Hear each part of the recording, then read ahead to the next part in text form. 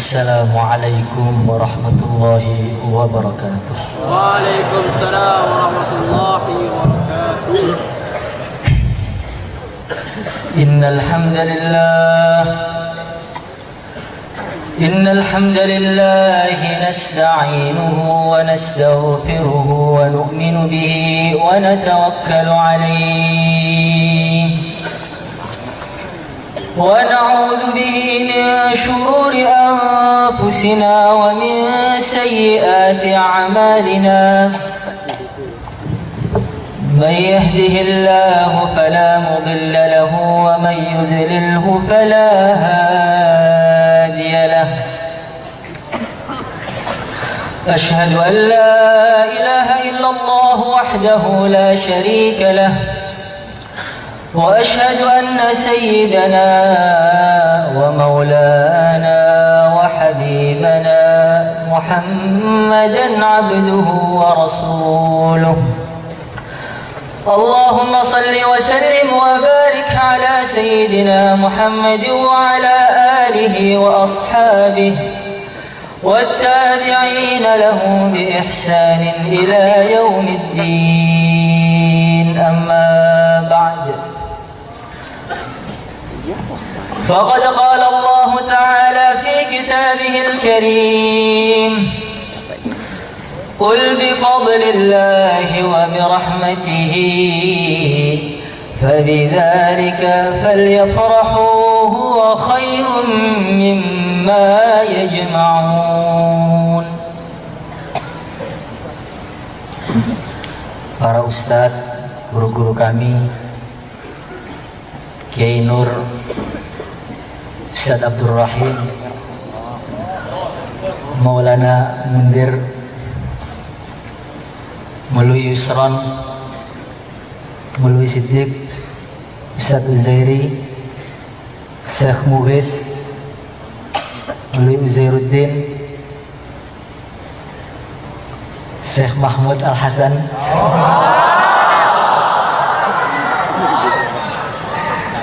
Ustadz Barli, akramakumullah, rahimakumullah, azzakumullah.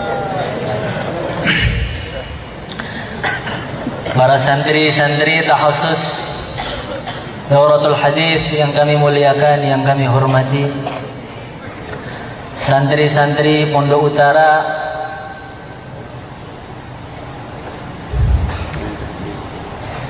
akramakumullah, rahimakumullah. Kata Ustaz Badri tadi, yang tercinta.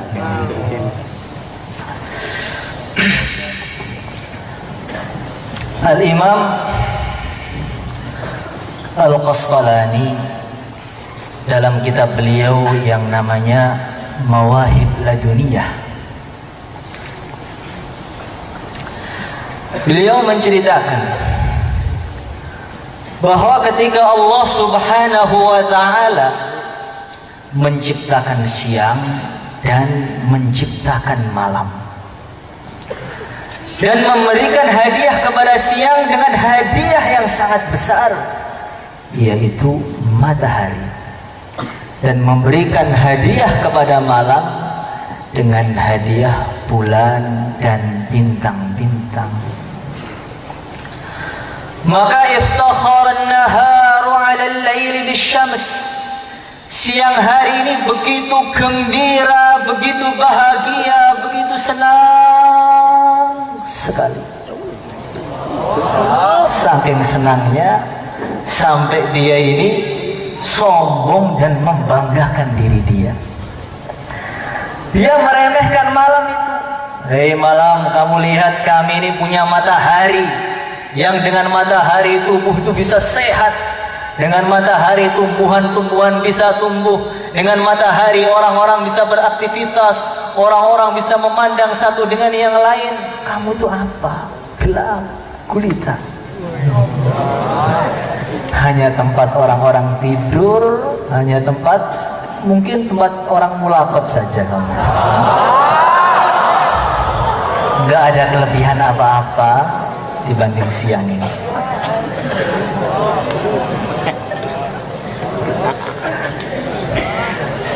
Faqila lahu la taftakhir in kanat syamsud الدنيا تشرق فيك فسيعرج شمس الوجود في الليل إلى السماء.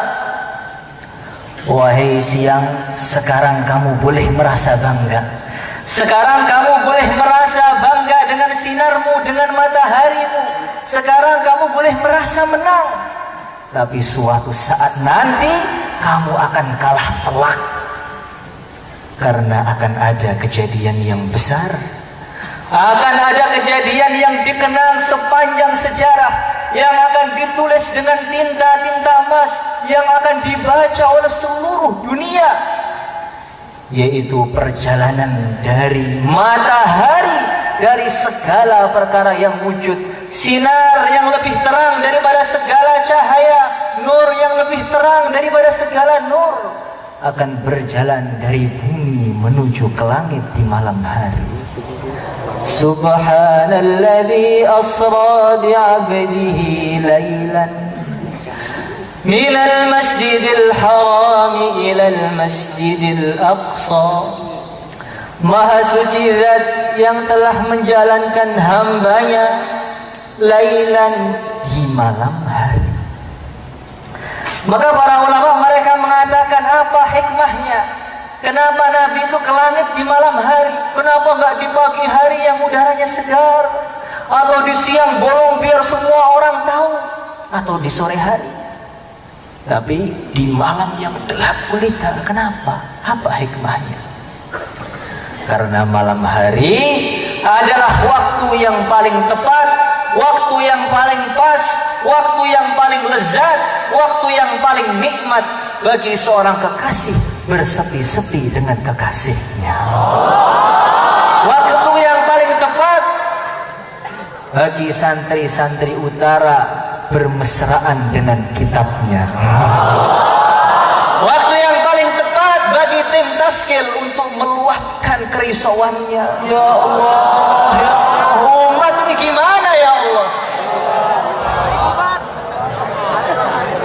Benar atau tidak?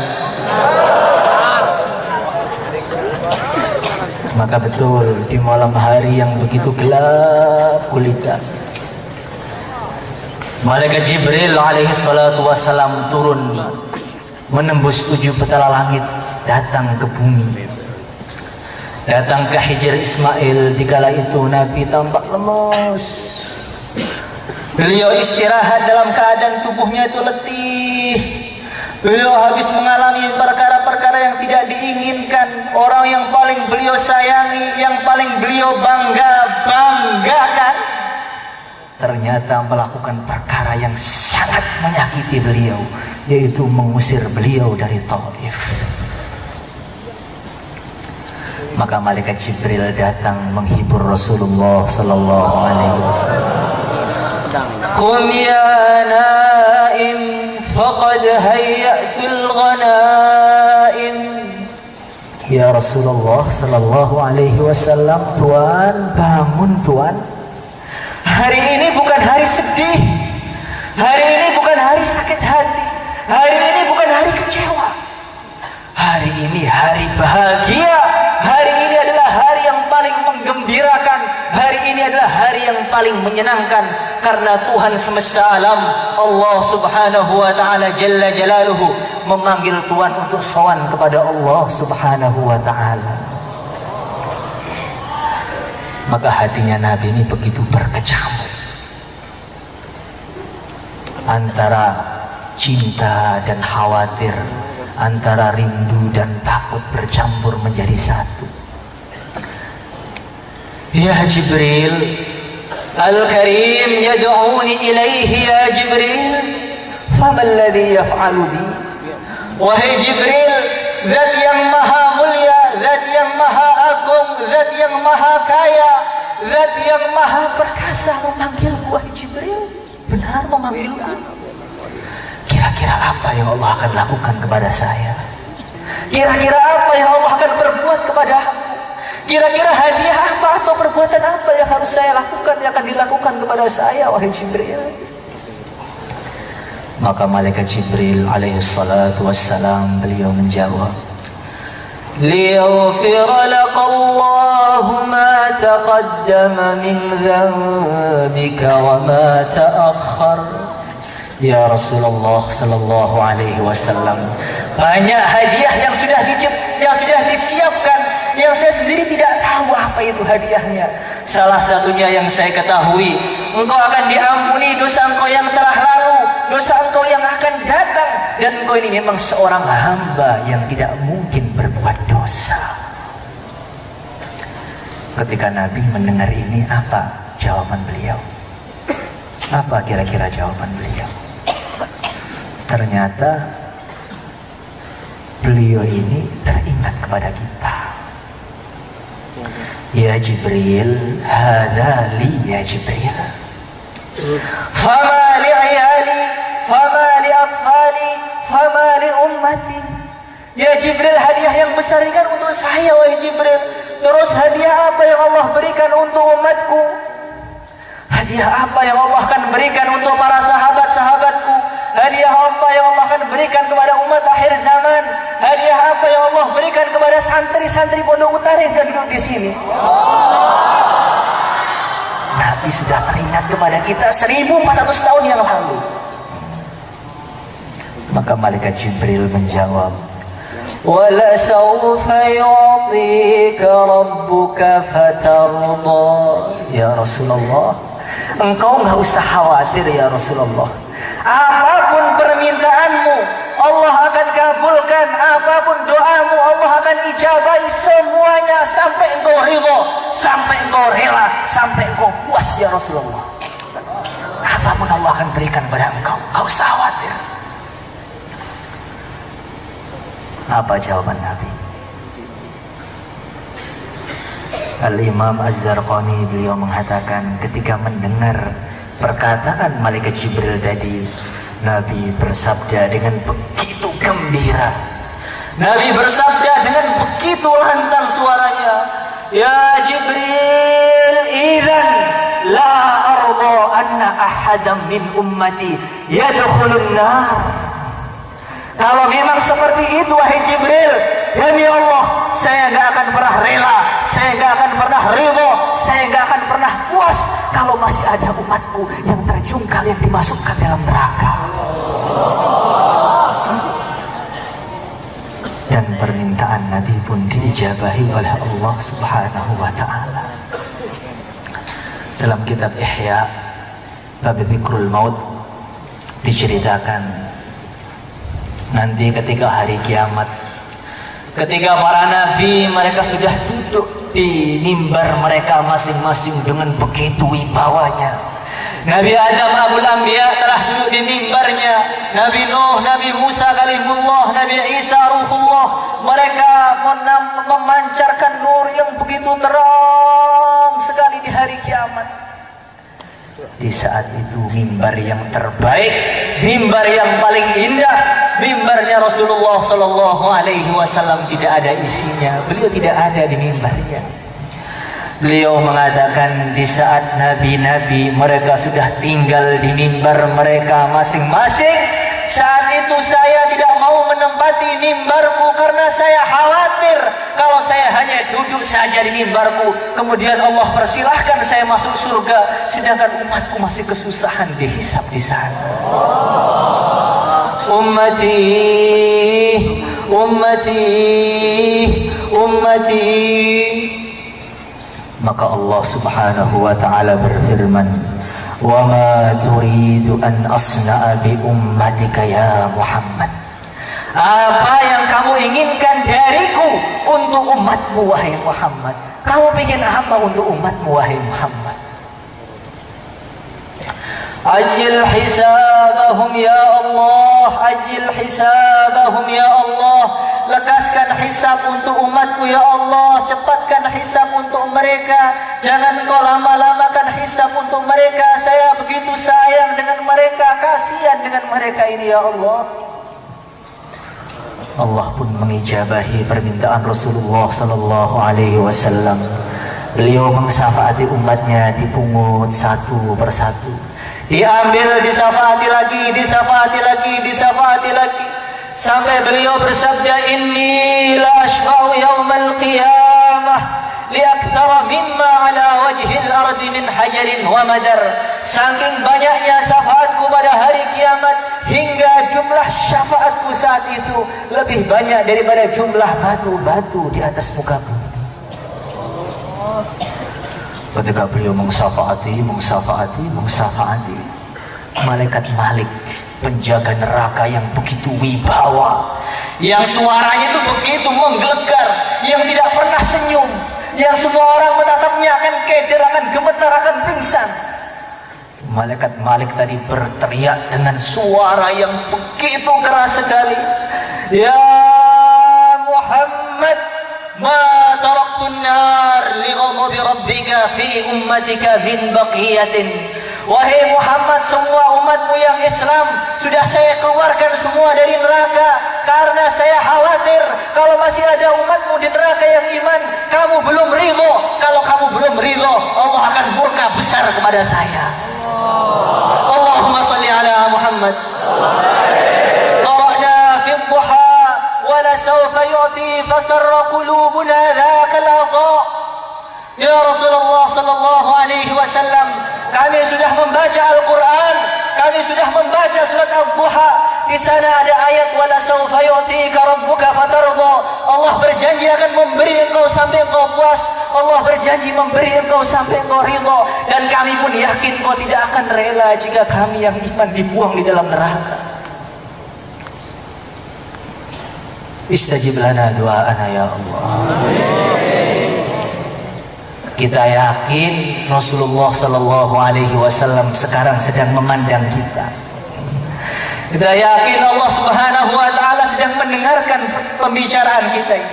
Kalau kita memang benar-benar dalam hati yakin Allah akan selamatkan kita dari neraka, ana inda dhanni abdi bi, maka nanti insya Allah pasti Allah akan selamatkan kita. Allahumma amin. Hadirin yang dimuliakan oleh Allah Subhanahu wa taala. Maka malaikat Jibril mulai mengiris dadanya Rasulullah sallallahu alaihi wasallam. Beliau dibelah dadanya dalam keadaan beliau hidup. Beliau dibelah dadanya dalam keadaan 100% terjaga. Beliau dibelah dadanya dalam keadaan 100% merasakan segala kepekaan. Sehingga dalam satu riwayat ketika beliau dibelah dadanya, beliau begitu kesakitan sampai wajahnya memucat, sampai kulitnya memutih pucat, seakan-akan nyawa beliau sudah dicabut saat itu. Maka hatinya diambil dan dicuci dengan air zam-zam yang dipenuhi dengan hikmah dan iman. Maka para ulama mereka mengatakan, apa hikmahnya? Kenapa sebelum Isra Mi'raj Nabi harus dibelah kaki dadanya? Kenapa? Kenapa sebelum Isra Mi'raj beliau harus merasakan kesakitan yang begitu dahsyat? Kenapa? Para ulama mengatakan ini ada satu pelajaran penting supaya semua manusia itu tahu, supaya anak Adam semua itu tahu bahwasanya punya hubungan baik dengan Allah, berlezat-lezat ketika menghadap Allah, bernikmat-nikmat ketika menghadap Allah, ini bukan hal murah. Harus siap berkorban, harus siap disembelih, harus siap dipenggal lehernya, harus siap dibelah dadanya, harus siap dikuliti untuk mendapatkan itu semua. Siap atau tidak? Takbir.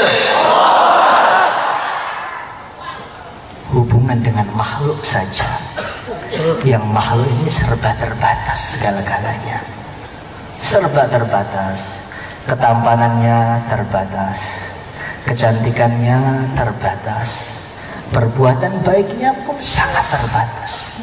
Tapi ketika orang itu sudah cinta dengan seseorang, cinta dengan makhluk, dia rela mengorbankan segala-galanya, menghalalkan yang haram dan mengharamkan yang halal. Dia rela mengorbankan harga dirinya yang begitu mahal demi hanya untuk mendapatkan senyumannya. Dia sudah mengorbankan muruahnya, mengorbankan image-nya hanya demi berbicara satu kata, dua kata dengan dia. Betul atau tidak? Itulah namanya buta. Lau qila limajnuni Laila awaslaha turidu amid dunya wa ma fi qawayaha laqala ghubarun min turabin 'alaiha ahabbu ila nafsi wa ashfa li balwaha. Kalau Koes orang yang gila dengan Laila, kamu tanya, "Hei Koes, kamu milih mana? Berduaan dengan Laila malam ini, mulaqat dengan Laila malam ini, atau kamu diberi dunia dengan segala isinya?" Maka Koesnya akan menjawab dengan begitu tegas, "Apa? Pertanyaan kamu itu salah. Jangankan berjumpa dengan Laila, debu-debu yang menempel di sendalnya Laila itu lebih saya sukai, lebih saya cintai, lebih menyejukkan hatiku melebihi dunia dengan segala isinya." Ini cinta makhluk dengan makhluk. Ini sudah menggila orang. Ketika cinta dengan makhluk sudah menggila. Dia menahan perkara yang harusnya dilepaskan, dia melepaskan perkara yang harusnya ditahan. Apa itu? Saya juga tidak paham. Hadirin yang dimuliakan oleh Allah Subhanahu wa taala. Maka perjalanannya pun mulai berangkat Rasulullah sallallahu alaihi wasallam. Ketika beliau berjalan, beliau melihat di sana ini ada orang-orang yang menanam benih. Ketika benihnya ditanam langsung tumbuh. Tumbuh dipanen, tumbuh lagi dipanen, seketika tumbuh lagi dipanen, tumbuh dipanen, tumbuh dipanen, gak ada henti-hentinya. Man haula'i ya Jibril, itu siapa wahai Jibril? Mereka menanam benih, saat itu juga tumbuh, saat itu juga dipanen, kemudian tumbuh lagi dipanen dan tumbuh lagi. Siapa mereka itu wahai Jibril? Maka malaikat Jibril mengatakan, "Ya Rasulullah sallallahu alaihi wasallam, mereka itu adalah al-mujahiduna fi sabilillah, orang-orang yang berjuang di jalan Allah. Allah lipatkan pahalanya, dilipatkan lagi, lipatkan lagi, lipatkan lagi, lipatkan lagi, satu kata menjadi 700 kata." Kalau kita ini tahu bagaimana dahsyatnya pahalanya khur fi sabilillah, tentu malam ini tidak akan ada orang yang duduk manis di sini, nggak akan ada. Akan berlomba-lomba untuk khurut semua. Mereka siap bertengkar, siap sparring, siap banting-bantingan dengan keamanan demi bisa boleh khurut. Bahkan keamanannya pun nggak akan ada yang di pondok malam itu. Mereka akan berangkat khurut semua. Kalau mereka benar-benar tahu bagaimana fadilahnya fisabilillah, nggak akan ada orang yang ditawakuf, nggak akan ada. Nggak akan tega menawakuf juga, nggak akan tega. Saya telah menghalangi 700 kali pahala untuk dia, betapa teganya saya ini. Maka dia akan berlomba-lomba, antri ribuan hari untuk mendapatkan khurut sehari. Mungkin seperti itu. Hadirin yang dimuliakan oleh Allah Subhanahu wa taala. Maka Rasulullah sallallahu alaihi wasallam pun berangkat lagi. Beliau kemudian melihat ada orang ini sampingnya ada daging segar. Ada dagingnya betul-betul manis, lezat, nikmat, aromanya itu benar-benar menarik. Siapapun yang melihat pengen menyantap daging tadi. Lezat, hangat, seger, baunya Masya Allah, la haula wala quwwata illa billah. Dan di samping yang lain ini ada daging busuk. Di situ sudah dipenuhi dengan ulat yang baunya saking tidak enaknya ratusan ribu kilo sudah terasa. Maka laki-laki tadi dengan begitu semangat ini, daging yang segar dia pindahkan, dia ambil daging busuk, dia makan dengan begitu semangatnya sampai hampir muntah. Makan lagi, hampir muntah, makan lagi, hampir muntah, dipaksa itu. Man haula'i ya Jibril, ini siapa lagi? Aneh, ada daging segar di sampingnya yang halal, yang lezat, Kenapa dia makan daging busuk? Itu siapa mereka wahai Jibril? Begitu bodohnya mereka, begitu tololnya mereka, siapa itu? Maka malaikat Jibril mengatakan, ya Rasulullah sallallahu alaihi wasallam, mereka itu orang yang sudah memiliki istri yang halal, tetapi mereka lebih bersyahwat kepada wanita-wanita yang haram. Mereka lebih berhasrat kepada orang-orang yang tidak seharusnya berhasrat kepada mereka. Mereka lebih mencintai orang-orang yang tidak seharusnya dicintai. Mereka lebih perhatian kepada orang-orang yang tidak seharusnya perhatian. Benar atau tidak? Itu seperti orang ada daging yang seger tapi melahap daging busuk di sampingnya. Ya Allah. Inna lillahi wa inna ilaihi raji'un. Na'udzubillahi min dzalik. Maka beliau pun berjalan lagi. Ada kejadian yang lebih mengenaskan lagi. Ada orang-orang, dia ini mengulurkan lidahnya. Ketika lidahnya sudah keluar, dia potong dengan begitu kesakitan. Setelah dipotong habis, dia nggak puas, ganti bibirnya mereka potong. Keluar lidah, baru lagi dipotong lagi. Nggak puas, bibirnya potong lagi. Keluar lagi, begitu kesakitan potong. Man haula ya Jibril, ini siapa orang yang menyiksa dirinya sendiri, ini siapa? Maka malaikat Jibril pun mengatakan, ya Rasulullah sallallahu alaihi wasallam, hum khutbaul fitnah. Mereka itu para pembicara yang dari pembicaraan tadi timbullah fitnah di mana-mana. Dari pembicaraannya orang jadi bertengkar satu dengan yang lain. Dari pembicaraannya orang bunuh-bunuhan satu dengan yang lain. Orang saling membenci, orang saling memalingkan wajahnya hanya karena pembicaraan mereka. Maka lidahnya sebagai sumber dari segala kemaksiatan, Allah potong lidahnya itu. Maka para ulama mereka mengatakan, kok seperti itu, kenapa? Mereka itu adalah orang-orang yang belum waktunya berbicara tapi berbicara. Orang-orang yang sudah membahas hadis dengan begitu detail, dengan begitu dalam, padahal belum lulus dauratul hadis. Orang-orang sudah berani mengatakan sahih, hasan, dhaif, padahal belum mendapatkan stempel dari kamar sana itu, khusus hadis. Orang-orang sudah berani mengatakan ini halal, ini haram, sedangkan dia belum lulus, bukan lulusan minhaj. Kok umdahnya nggak ada Pak ya? Umdah itu melebihi segala-galanya. Kurikulum yang harusnya diselesaikan oleh orang-orang minhaj 2 tahun, mereka selesaikan 1 tahun.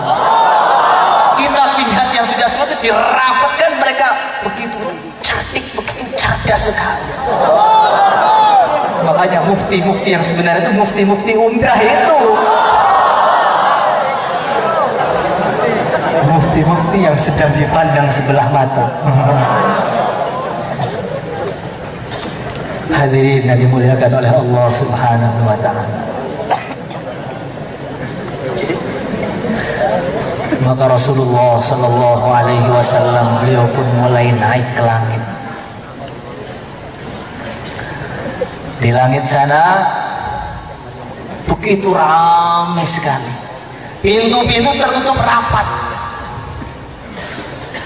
Tapi karena aura yang ada dalam diri Rasulullah sallallahu alaihi wasallam, karena nur yang ada dalam diri Rasulullah sallallahu alaihi wasallam, kullu baitin anta sakinuhu laisa muhtajan ila suruji wa maridin anta aiduhu qad atahu Allahu bil farji. Saking terangnya auranya Nabi ini sampai cahayanya itu menembus langit. sehingga malaikat penjaga langit dari dalam itu sudah terasa. Man hadza, siapa di luar? Jibril. Wa man ma'ak, siapa samping kamu itu? Ada cahaya yang merudupkan langit pertama. Siapa dia itu? Rasulullah sallallahu alaihi wasallam. Maka di langit beliau naik dan naik. Di sana beliau berjumpa dengan malaikat-malaikat yang begitu aneh dan ajaib. Beliau berjumpa dengan malaikat yang separuh tubuhnya ini terbuat dari es. Separuh tubuhnya terbuat dari api. Yang mana api tadi tidak melelehkan es tersebut, dan es tidak memadamkan api. Setiap hari mereka berdoa mengadahkan tangannya. Ya man allafa baina thalji wan nar, alif baina qulubi ibadikal mu'minin. Ya Allah, wahai Zat yang mampu merukunkan, yang mampu mengumpulkan antara es dan api dalam satu tempat, satukanlah hati orang-orang iman yang sekarang sedang berpecah belah ini. Makanya cerita ini diambil sebagai motivasi bagi orang-orang yang cintanya bertepuk sebelah tangan. Orang-orang yang cintanya bertemu sebelah tangan, ngelamar, ditolak, di sana nggak mau, di sini nggak mau. Yang mau pun nggak sesuai. Mereka mengatakan kalau Allah Subhanahu wa Ta'ala mampu mengumpulkan antara es dan api dalam satu tempat, maka Allah juga mampu mengumpulkan antara aku dan dia. Benar atau tidak? Enggak ada kata mustahil, benar? Apa salahnya mencoba? Hadirin yang dimuliakan oleh Allah Subhanahu wa Ta'ala, di langit beliau bertemu Nabi Adam, bertemu Nabi Isa dan nabi-nabi yang lain. Maka para ulama mengatakan, kenapa Nabi ini gak berjumpa dengan semua Nabi di atas sana, hanya beberapa Nabi? Kenapa? Apa hikmahnya? Mereka mengatakan memang umat Muhammad ini amalannya akan mengikuti umat sebelumnya, tetapi umat Muhammad ini akan sangat mengikuti umatnya nabi-nabi yang ditemui oleh Rasulullah ketika Isra Mi'raj itu. Apa amalan umat mereka?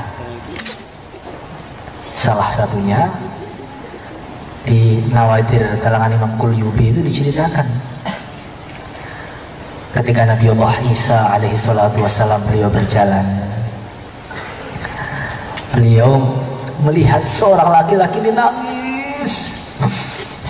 Kayaknya udah nangisnya itu betul-betul dari hati, bukan nangis-nangis biasa, bukan nangis asli, pakai sot. Nangis, ya Allah di pinggir kuburan. Maka Nabi Isa tanya, Kang, ada apa sih? Kenapa kamu nangis seperti itu? Badanmu kurus, kamu pucat. Kau mikirin siapa? Hah? Sedang galau, mikir siapa? Maka dia mengatakan, ya Nabi Allah Isa alaihi salatu wassalam, saya ini punya satu kekasih istri saya yang sudah cintanya itu kami cinta sehidup semati, sehidup lagi semati lagi. Cinta dunia, cinta akhirat. Kami sudah membuat ikatan yang diikat pakai rantai-rantai emas. Ini cinta suci, bukan cinta terlarang ini. Ini cinta suci yang direstui. Tapi dia sekarang sudah meninggal, tapi saya nggak mati-mati. Bagaimana ini? Karena Nabi Isa mengatakan, mau saya hidupkan? Mau ya Nabi Allah, mau banget. Mau banget, ikut saya baru nih. Mau, nggak bagi banget. Maka langsung ditunjukkan Nabi Isa kuburannya. Langsung muncul itu dari kuburan Ternyata seorang laki-laki. Ternyata seorang laki-laki yang tubuhnya itu hitam, rambutnya keriting, keluar dari telinganya api, keluar dari hidungnya api, dari mulutnya api. Begitu mengerikan sekali, seakan-akan setan. Dia keluar mengatakan asyhadu an la ilaha illallah wa anna Isa Rasulullah. Nabi bisa kaget. Ini suamimu, ini istrimu. Bukan ya Nabi Allah, bukan, salah kuburan, masa saya LGBT sih, bukan. Saya nggak seperti itu, saya bukan. Saya nggak selera dengan laki-laki saya. Pria itu punya selera, betul apa enggak?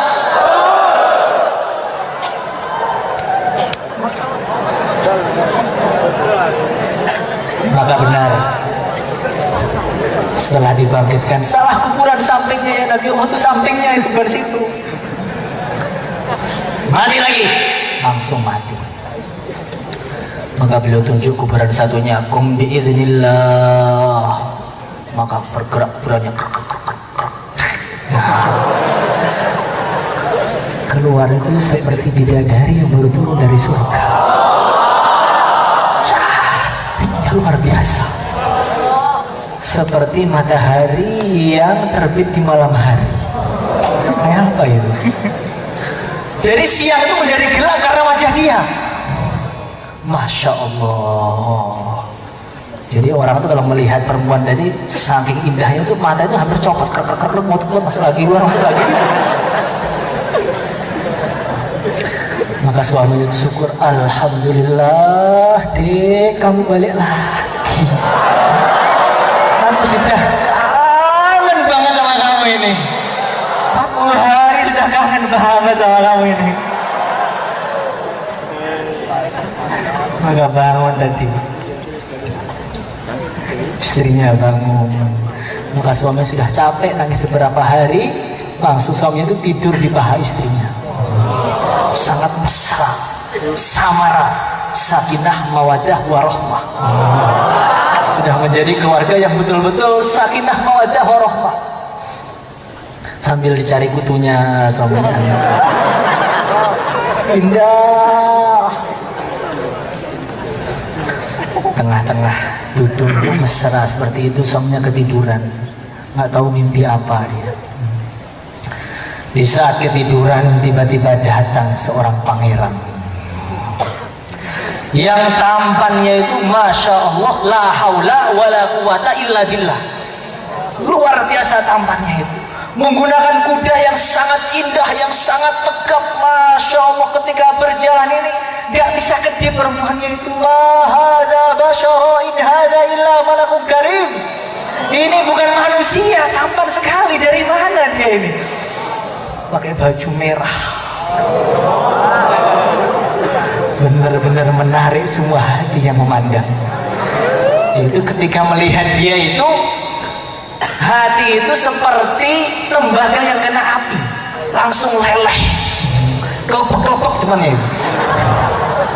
Gak mampu berdiri lagi, lemes langsung. Betapa indahnya dirimu. Mungkin seperti itu. Ini bayar ngawur ya? Salah sendiri disuruh. Kemudian ketika memandang wajahnya pangeran tadi, itu cintanya kepada suami itu mulai luntur, padam sampai hilang, gak tersisa sama sekali. Setelah gak sisa, bukan hanya tidak cinta, benci ke suaminya, dipegang kepalanya, dibuang kepalanya. Siapa kamu tuh? Buang. Dikejar, pangeran, nikahi aku, katanya. Dikejar pangerannya, suaminya kaget, istriku, pangeranku, istriku, pangeranku, istriku. Terus kejar-kejar mereka bertiga itu. Semakin ku kejar, semakin kau jauh. Tak pernah letih untuk mendapatkanmu. Maaf. Begini adanya, begini. Sampai mereka bertiga itu kumpul. Masya Allah. Hai pangeran, kamu nikahi saya. Oh, kamu sudah punya suami gitu loh. Enggak, siapa, nggak kenal di orang mana itu. Masa suami saya bentuknya kayak begitu? Masa suami saya agak gemuk gitu? Enggak lah.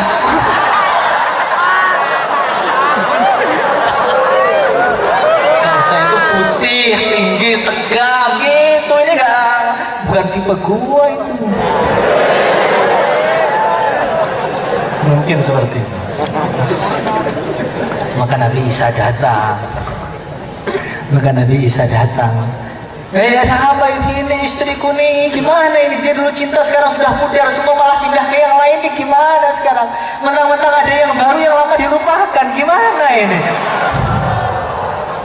Nggak ada kenangan lagi. Maka dia mengatakan pokoknya enggak. Siapa sih kamu? Siapa? Nggak kenal semua saya ini. Sama Nabi Isa juga enggak. Maka Nabi Isa mati lagi, langsung mati. Nabi Isa bersabda, kalau orang ingin tahu ada orang yang dulunya kafir, mati dalam keadaan kafir, dibangkitkan kemudian dia iman, lihatlah laki-laki yang pertama dulu. Itu matinya kafir, dibangkitkan kemudian iman. Kalau ingin lihat orang yang awalnya iman, mati dalam keadaan iman, dibangkitkan dan dia kufur, lihatlah perempuan ini. Maknanya bagaimana? Maknanya dalam umat Muhammad akan banyak terjadi sifat-sifat seperti itu. Ketika ada yang lebih indah, ketika ada yang lebih menguntungkan, ketika ada yang lebih membela dia, memprioritaskan dia, maka akan meninggalkan yang lama. Betul apa enggak? Betul. Benar apa enggak? Hadirin yang dimuliakan oleh Allah Subhanahu wa taala. Dikit lagi. Maka Nabi Muhammad alaihi salatu wasalam, beliau naik lagi sampai ke Sidratul Muntaha, naik lagi sampai ke mendengar sorifil aqlam, mendengar goresan-goresan tinta di Lauhul Mahfuz sana. Ketika Lauhul Mahfuz sudah kering, para malaikat itu di sampingnya menyalin dari Lauhul Mahfuz amalan-amalan ahli dunia ditulis. Terdengar suara tintanya, pena-pena bergerak di sana. Nabi pun naik lagi sampai ke arsy. Yang mana yang mikul arsy ini raksasa-raksasa. Dalam satu hadis dikatakan seumpama satu bulunya malaikat membawa arsy itu jatuh ke bumi, tentu bumi akan tertutup semuanya. Satu bulu. Betapa besarnya. Di pinggir arsy dalam satu hadis yang diceritakan oleh Imam Fakhruddin Ar-Razi dalam Mafatihul Ghaib, beliau mengatakan di sana ada samudra yang begitu besar, yang lebih besar dari 7 petala langit, yang lebih besar dari 7 lapis bumi, yang lebih besar dari 7 samudra. Ada samudra raksasa yang terbuat dari nur di sana itu. Yang setiap waktu sahur datang malaikat Jibril mandi di sana. Setelah Jibril mandi, malaikat Jibril itu mengipas-ngipaskan sayapnya. Maka di hari saya tadi ada percikan-percikan air. Setiap percikan air terciptalah ribuan malaikat. Jadi setiap hari di sana itu ada jutaan malaikat. Ada malaikat-malaikat yang sujud ribuan tahun, setelah ribuan tahun sujud dia bangun. Apa yang mereka katakan? Ya Rabbana ma na'buduka haqqa ibadatik. Ya Allah, kami belum bisa ibadah. Ya Allah, hanya bisa jutaan tahun seperti ini. Ada malaikat-malaikat di langit itu yang mukanya semua berbeda. Mereka itu punya sayap dan semua sayapnya berbeda. Mereka itu punya suara dan semua suaranya berbeda. Mereka ibadah saking takutnya kepada Allah, sampai di sampingnya sendiri nggak kenal. Maka malaikat-malaikat di langit itu sering melihat dunia itu kaget. Itu loh, orang bumi itu kok nggak ada takut-takutnya ya dengan Allah itu. Aneh buat orang bumi itu. Mau sholat bisa ngantuk, bangun Allahu Akbar, tiba-tiba Assalamualaikum warahmatullahi wabarakatuh, Astagfirullahaladzim. Subuh itu banyak ngantuk. Kalau Kirizian nggak ada yang ngantuk, nggak ada. Suaranya terlalu keras imamnya.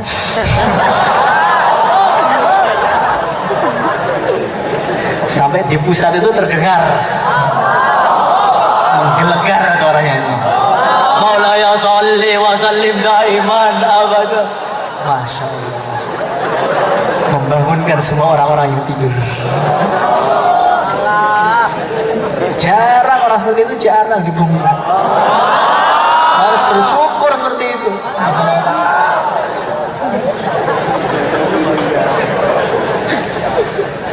Maka setelah beliau sudah di langit, sudah melewati keadaan-keadaan yang begitu dahsyat, yang terakhir beliau mendapatkan perintah, yaitu perintah sholat.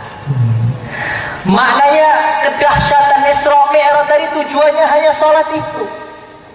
Maka Rasulullah Shallallahu Alaihi Wasallam dengan sholat itu begitu mementingkan sekali dengan sholat itu, hingga ketika beliau sudah sakit parah, nggak bisa lagi berdiri, datang waktu Isya beliau sudah pingsan. Ditunggu oleh keluarganya, oleh istri-istri beliau, nggak siuman-siuman. Ketika beliau siuman, apa yang beliau katakan pertama kali? Asallan nas, para sahabat mereka, apakah mereka semua sudah sholat? Apakah mereka sudah berjamaah di masjid, sahabat-sahabat? La ya Rasulullah, hum yantadirunak. Belum ya Rasulullah, mereka sedang menunggu engkau. Mereka ingin kau mengimami masjid lagi ya Rasulullah. Mereka ingin menatap wajahmu lagi ya Rasulullah. Mereka ingin memandang wajahmu lagi ya Rasulullah Sallallahu Alaihi Wasallam. Ingin ditemani oleh engkau lagi. Mereka belum mau berpisah denganmu ya Rasulullah Sallallahu Alaihi Wasallam. Do'uli ma'an fil mihdab. Ambil air, saya ingin mandi supaya badan saya segar. Kalau segar saya bisa ngimami nanti. Ambil air, Nabi mandi. Ketika beliau mandi tampak segar. Berusaha berdiri. Ketika berdiri gak kuat, pingsan lagi. Ditunggu lama, bangun, pertanyaannya sama. Asallan nas.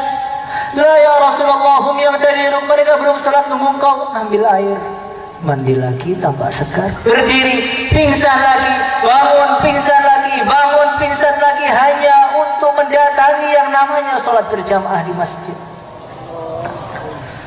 Maka beliau membuka tirai kamarnya di hari Senin. Dilihat sahabat-sahabatnya itu bareng-bareng jamaah dengan begitu semangat. Maka pemandangan berbondong-bondong sholat berjamaah lah, inilah pemandangan yang paling menyejukkan hati Nabi. Inilah pemandangan yang membuat beliau tersenyum terakhir kalinya yang beliau tampakkan di depan umatnya. Beliau tutup tirai kamarnya, terdengar suara salam. Assalamualaikum ya Rasulullah. A'adkhul? Siapa? Saya ya Rasulullah, Jibril. Ada apa wahai Jibril? Malaikat Israil sedang nunggu di luar.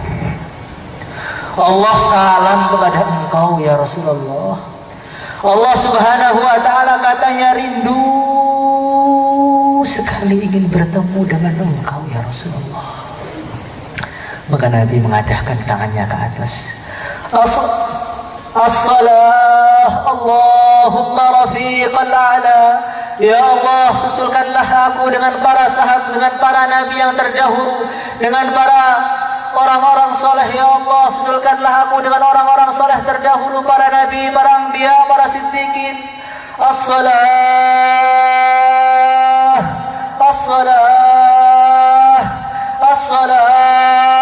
wa ma malakat aymanukum.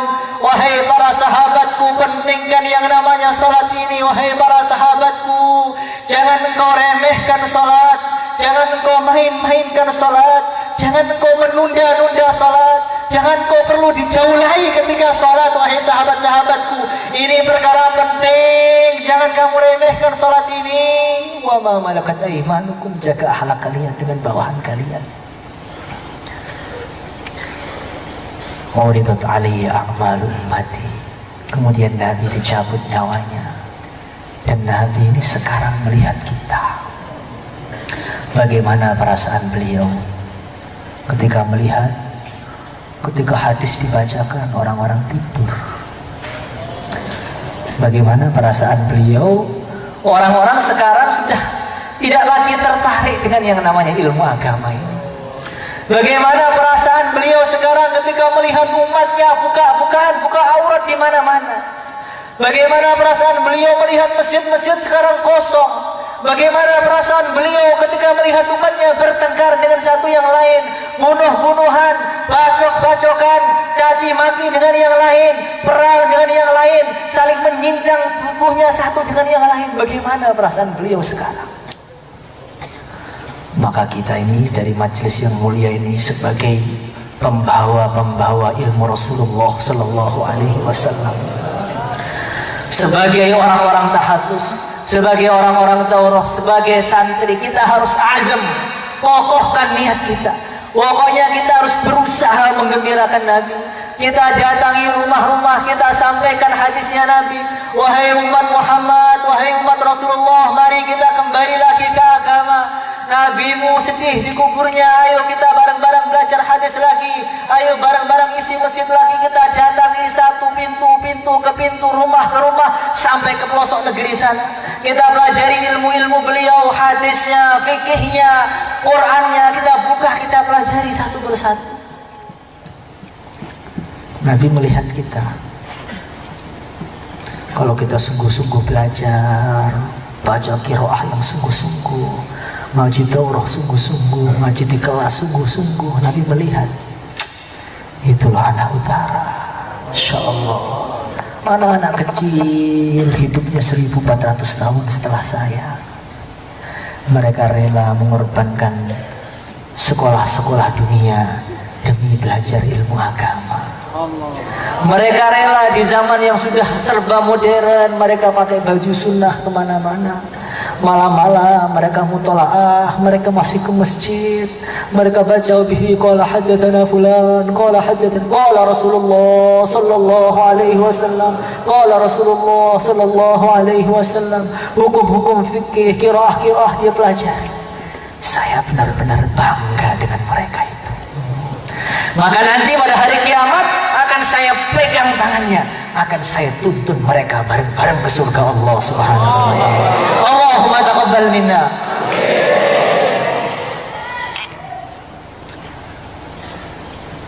Mungkin itu saja yang saya sampaikan, kurang lebihnya minta maaf.